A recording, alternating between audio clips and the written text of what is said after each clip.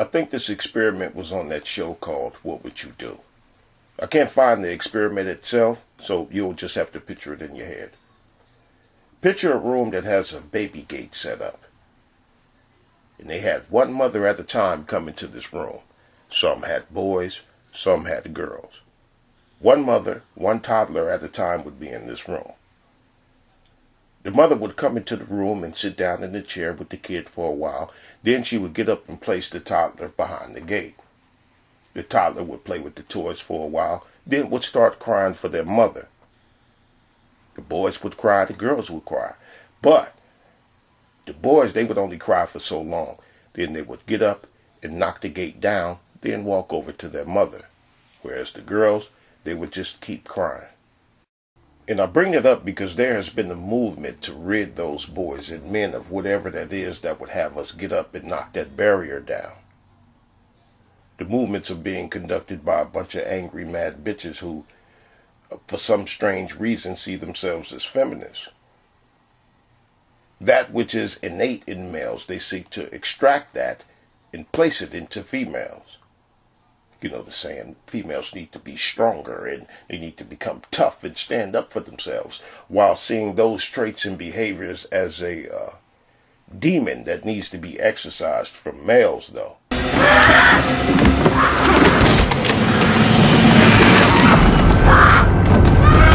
his arms. Don't let go. Save your servant who trusts in you, my God. Boys will be boys is a mental illness that needs to be corrected, according to the ones who, for some strange reason, sees themselves as feminists. And these angry chick movements have the audacity to be complaining about these trans people, even though these trans people are using every tactic and modus operandi that the people who call themselves feminists been using against males. But here's the thing. The trans people are using these tactics against both males and females. Okay? Let me play something for you, but never mind that it's PETA, and never mind the meat thing. PETA, the animal rights group, who've announced that apparently meat eaters should be banned from having sex. And their explanation is that devouring sausages and schnitzel, this is the German PETA announced this, is a symptom of toxic masculinity, killing the planet. They called on women to go on sex strike to save the world. And they cited research saying that men cause 41% more greenhouse gas emissions than women because they consume more meat. What? Well, animal rights group PETA is calling for a sex ban to be placed on meat-eating men. The group claims devouring sausages and schnitzel is a symptom of toxic masculinity and that it's killing the planet. That's the view of the German arm of PETA. Joining me live is Laura Wayman-Jones from PETA Australia. Thanks very much for your time. Is this something that PETA Australia agrees with? Yeah, look, PETA Germany's suggestion was designed to get men who eat meat to sit up and take notice, and I think it's certainly done that, and realise how much of an impact their diets have on the planet and animals. The earth is suffering because people, especially men, because men statistically do eat more meat than women. The situation is critical and the planet can't support such greedy consumption of resources. We really need to all start moving towards a vegan lifestyle urgently, or there won't be a habitable planet left for us. Okay, but you say it was aimed to get a conversation started. It was talking about a ban. I think there are two aspects I've read about, either just a ban on men that eat meat being able to have sex. Is that a serious idea being put forward that you support? I mean, we really don't care about your sex life. What we do care about is the planet and the animals we share it with. And those animals are dying by the billions in the crudest ways imaginable for burgers and sandwich filling. All we're saying to people is, given what we know is happening because of eating meat and the environmental destruction caused by eating meat, why not try the vegan sausage instead? Okay. Fine to suggest alternatives. There is clearly a carbon footprint, but you're saying you don't care about people's sex lives.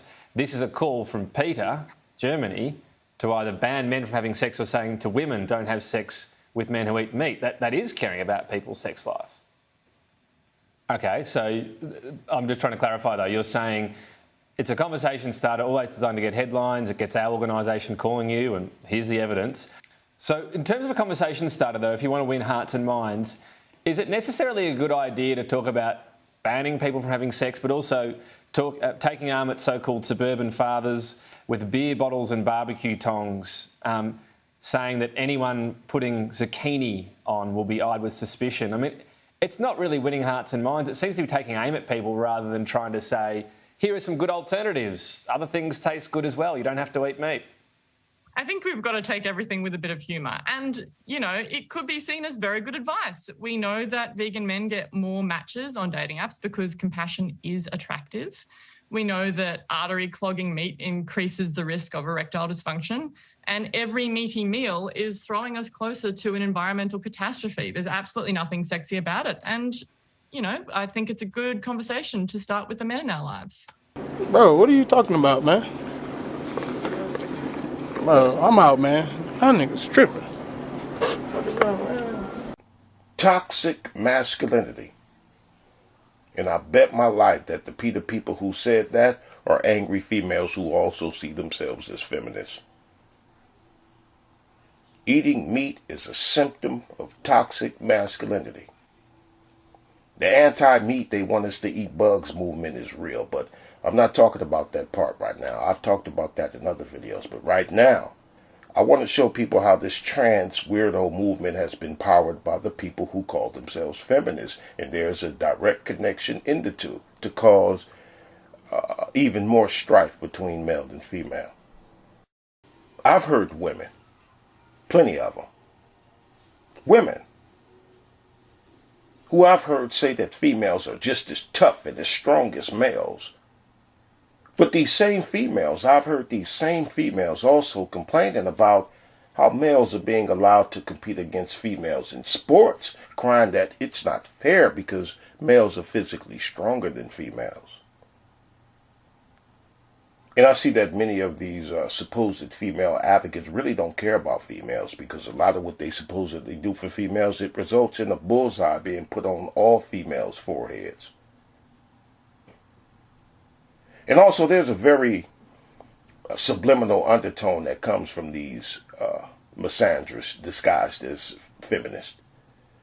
These misandrists, they shame females for being feminine and dainty and having breasts and voices that are softer than males. When I hear them preaching, they instill inferiority in females. And one of the ways they instill self-hatred in females is they'll describe our existence as this a paradise.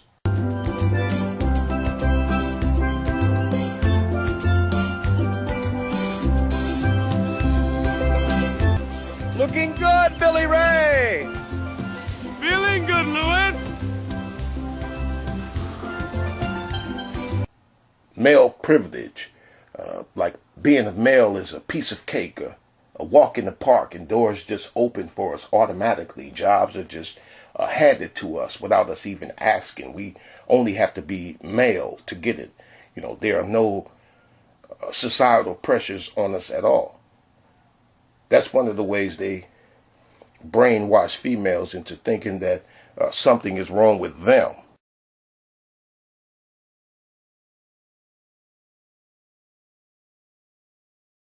Now, these females who cloak their misandry under the veil of feminists who are just seeking the best interest of women and girls.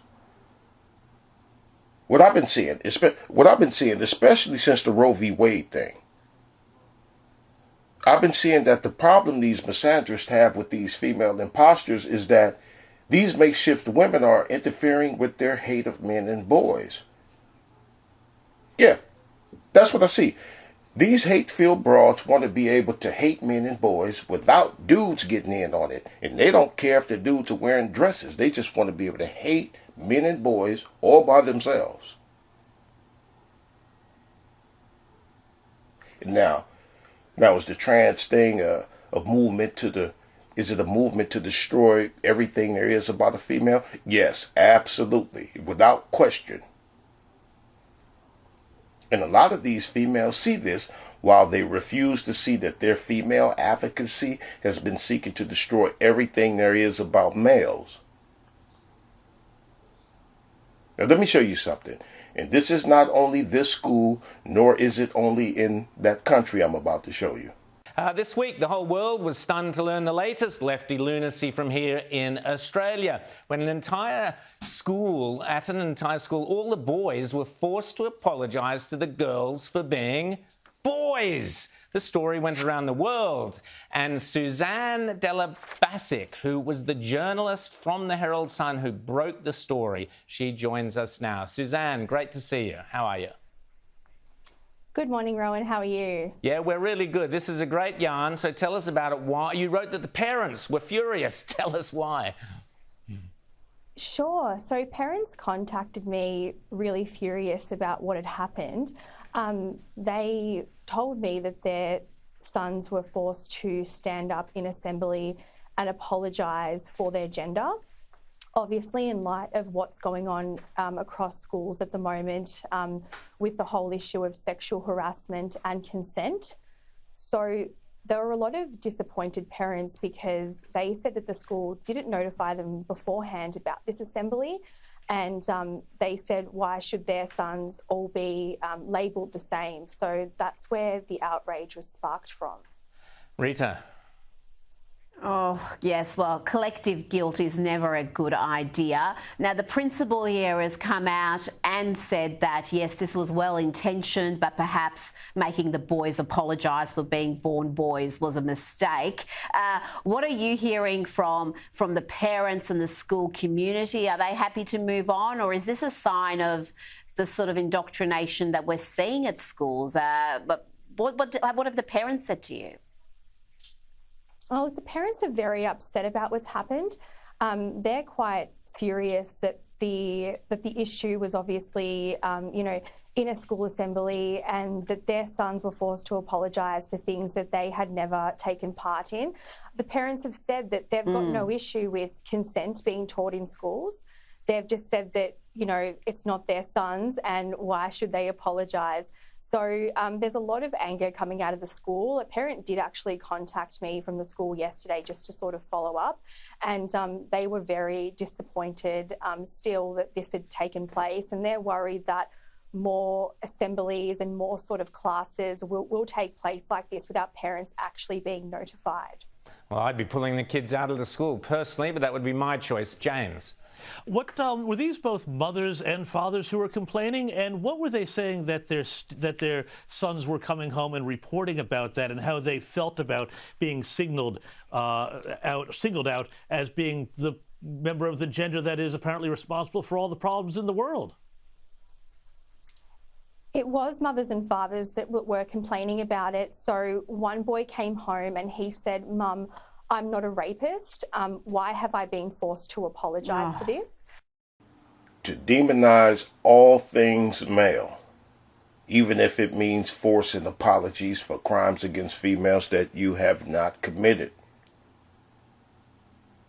Females who think that there should be female spaces, but no spaces for men and boys without females being welcomed in. This is how they think. And listen, I don't expect for people to care about other people's situations. I mean, it would be nice, but I don't expect for people to care about other people's situations, because, when you got your thing going on, you want to focus on your movement and your people and everything. I get it. So I'm just pointing out that they only seemingly care about females.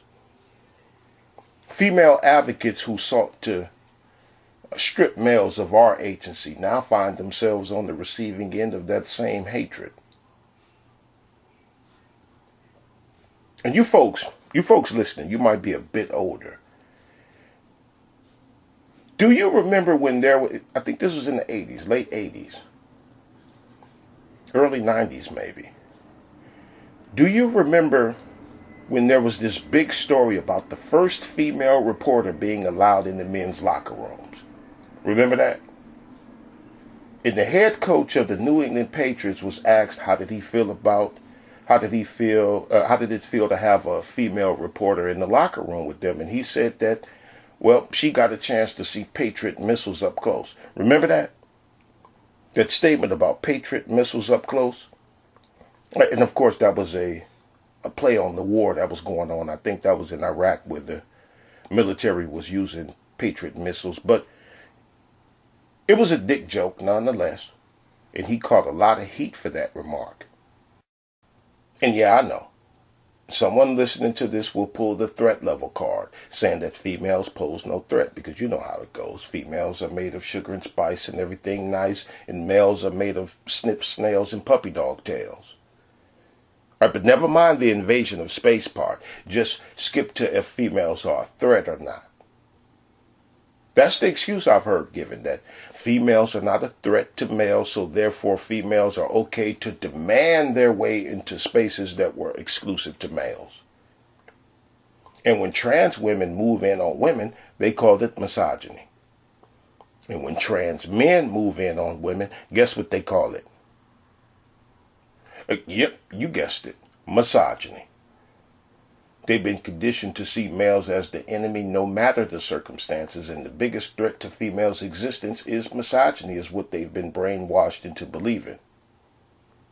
And they toss around the word misogyny like the depraved ones do when they toss around the word homophobe at people. And these feminists are not feminists. They are parasites, hijackers that stole the feminist movement. These are misandrists, not feminists. Infiltrators out here crying about being hijacked by these weirdos. And this is a major element in the political climate. And not just here in the United States. Right? As a matter of fact, we ain't seen nothing yet here. They're really just getting started here compared to how tyrannical they've gotten in other countries with their devilishment. But all movements, or at least all movements that I can think of, they seek to intrude upon other people, places, and things. And Animal Farm is the best example of what it means to become what you hate, or what it means to hate something, not out of genuine hate, but rather because you covet it. Females hated what males did to them, and as a result, they have become what they hated. And these people who call themselves feminists are receiving from the weirdos the very same thing that they sought to take away from men and boys.